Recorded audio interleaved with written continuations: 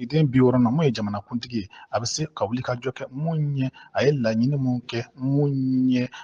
an ka kalabulon maaw fɛ n'o kɛra parlement ani sénat ye ka wuli ka jɔ kɛ mun ye nin kumakan ninnu ye a bɛ ka bolonɔbila kɛ gafe min na k'a bɔ mun ye an ka gafe min n'a bɛ fɔ o ma ko journal officiel walasa malidenw bɛ se ka bɔ a kalama cogo min wa a bɛ se tun mun ye ka nin ko in k'a bila ka taa jamanadenw bɛɛ ka wuli ka jɔ kɛ n'a bɛ fɔ o ma ko référendum ka kalafili kɛ kalafili min ni jamanaden bɛɛ bɛ hakilina di o kow kan a bɛ se ka kɛ fɛn ye fɛn min bɛ kɛ jamanaden bɛɛ ka hakilina ye walima a tɛ kɛ jamanaden bɛɛ ka hakilina ye mun kɔni a bɛ se ka kɛ mun ye bɛnkan sɛbɛnw ye wa a bɛ se ka kɛ mun ye yamaruya sɛbɛn ye yamaruya sɛbɛn minnu walima mun ye bayɛlɛmali ko ye ka ɲɛsin an ka sariya gafew ma a bɛ se ka kɛ o n'a ɲɔgɔnna dɔw ye mun kɔni ye ani bɛnkan ani cour constitutionnelle n'a bɛ fɔ o ma ko an ka sariya sunba olu ni ɲɔgɔn cɛ u bɛ se ka nin ko in kɔni ta k'a bila mun ye jamana yɛrɛ kalafili ka kɛ walima mun ye ka wulikajɔw kɛ k'a ɲɛɲini jamanadenw ni ɲɔgɔn cɛ walasa bɛnkan bɛ se ka sɔrɔ a la cogo min walasa a kana kɛ fɛn ye fɛn min bɛna kɛ lagosi ye jamana yɛrɛ jɔsenw ma i b'a ye k'a fɔ n'o kɔni bɛɛ kɛra ka ban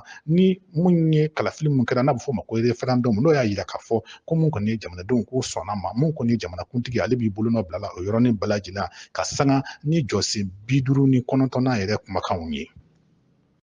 sigiden 61 na san o san siɲɛ kelen mun kɔni ye kalo saba fɔlɔ kɔnɔna walima kalo saba filanan walima kalo saba sabanan walima kalo saba naaninan kɔnɔna na mun kɔni ye jamanakuntigi a kan ka ɲɛfɔli kɛ mun ye jamana yɛrɛ tagacogo kan mun ye an ka kalabulonw ɲɛma walasa jamanadenw ka bɔ a kalama jamana yɛrɛ bɛ lahalaya mun na